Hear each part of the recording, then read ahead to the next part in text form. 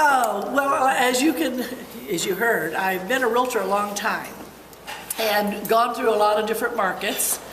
You know, I started in the 80s where everybody said, you know, nobody's going to sell real estate in the late 80s because the interest rates are like 17, 18%. But somehow, that was when my career just took off, actually. I worked very hard, had a 5-year plan. I've always been a business person, so had a plan and worked the plan, and here I am 31 years later. So still trying to help and mentor other realtors through organizations, as Mark mentioned. So every couple of weeks I get some economic news of what's going on in Orange County. Like, we don't really, I mean, if we're in the business, we certainly should know what's going on, and I like to pass along that information to people who are, you know, my clients or people who perhaps might be referring me. Right now we're in the fall market, of course, and even though we're in the good weather, it is a cycle that goes through the year. Just like any other kind of business, we have cycles as well. And right now we're calling, at least the economist who sent the last report is calling this the time of the year where the anticipation pricing is gone.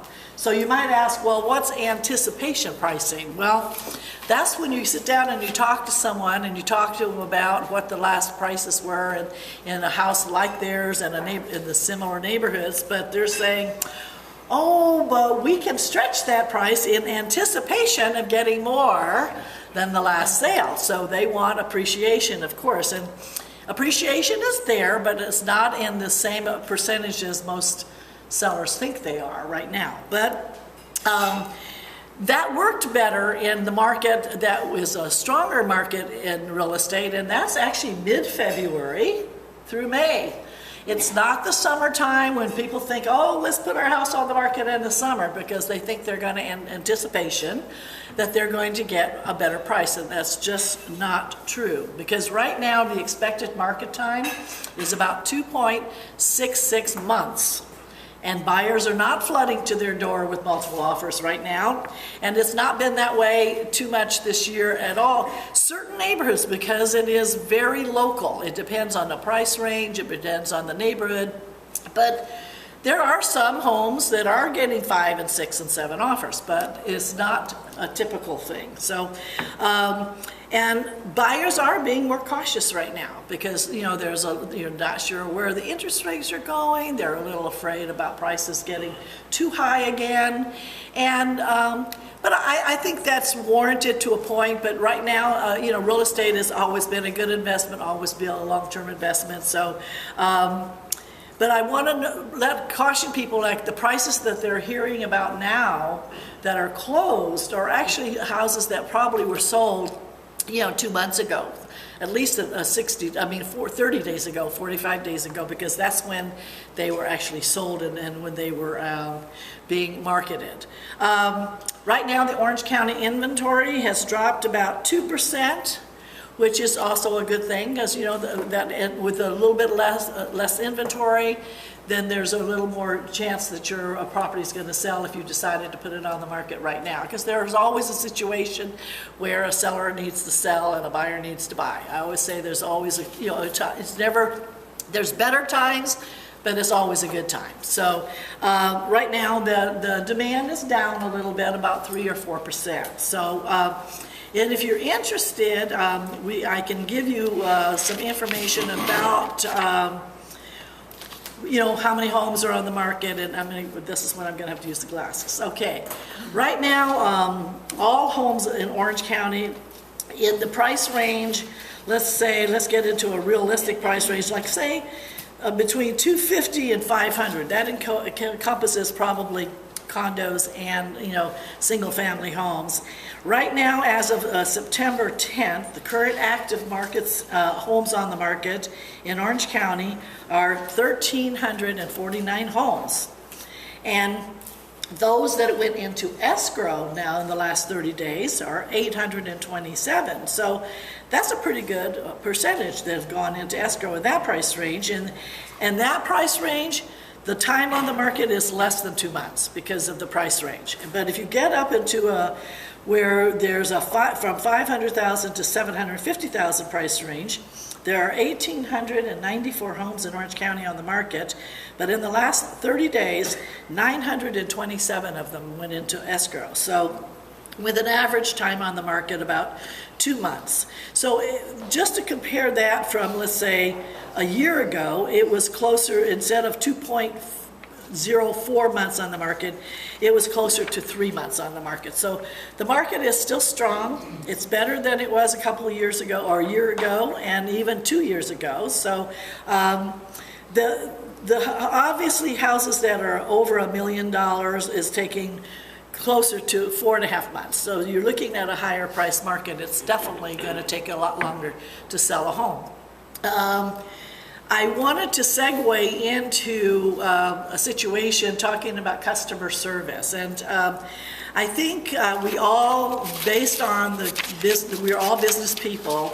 And the reason I chose that all of a sudden last night, after, being 32 years in the market, I kept trying to remember how many times have I had a client get on the phone and scream at me for literally 10 minutes on the phone.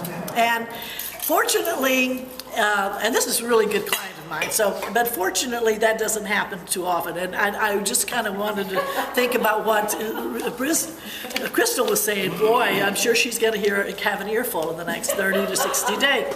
And I thought to myself, I mean, literally, this is a really good client of mine, and the situation was we were in an escrow, and I was just telling Pat about it a little bit a few minutes ago. And we went through an entire, almost 30 days of escrow, and then it fell out of escrow. Now, in my career, literally, I've always had maybe 1 or 2 that fall out of escrow, but not that many, And this situation was one that it was my gut feeling when I got the offer and started working with the other agent and the clients, my gut feeling was, this is not going to be good. You have to follow your gut. And we got down to almost the very end, and it fell apart. So she was going to go ahead, and I sold her this property 5 years ago as a rental property, and she said, I think I'm just going to go ahead and rent it again. I go, let's do that. Whatever makes you happy, let's just get going. Because it's down in Irvine, and she didn't want to miss the opportunity of the students who are going to start the new year. That's a lot of rentals there. So, but next thing you know, when we were preparing, at the end of this week, I said, fine. We get another offer, and the agent presented herself so well to me over the phone, told me about her client, and I just really had a good feeling about this one. And actually, it was full price, and it was going to gain her about $5,000 more too. So she accepted the offer. It's been a tremendously smooth escrow, except for some of the services that I had recommended. So you know how important it is to be in a group here, that the services you recommend really reflect on you. So unfortunately, it happened to be the escrow that's owned by our company on top of that. So, but again, there was a situation where the escrow officer we had to take a medical leave, had to be turned over to someone else, and paperwork gets mixed up, and she didn't know the client as well, and I mean, it goes on and on. But this woman happens to be a doctor. She's a pediatrician. And the language that came out of this woman's mouth, I mean, don't get me wrong, this is going to be on the internet, isn't it? No, and I'm not saying names, but she's a lovely, lovely, lovely woman. See if you did. But she was so frustrated with the customer service that she had received, and some of it I was involved with.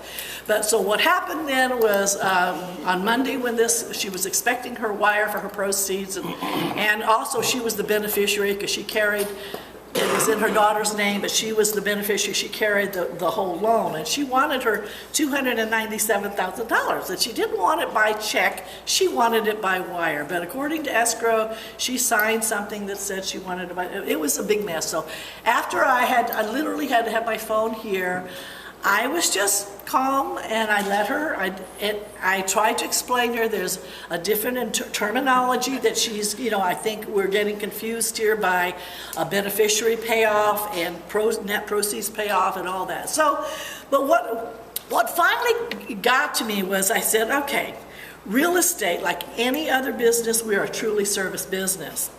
And we have to put our hearts and souls into what, and do that, and what's best for the client and not what's best for ourselves sometimes. Because so what I wrote these things out by saying, putting the service to our clients first, even if it's not convenient for us. So I just told her, I said, let me get off the phone right now with you, and I'm going to take care of this for you. So I got on the phone with title. Within probably 15 minutes, I had a stop payment on that check, saying, do not send it. You better set up the wiring instruction. Tell me exactly what she has to email to you right now to get this wire handled.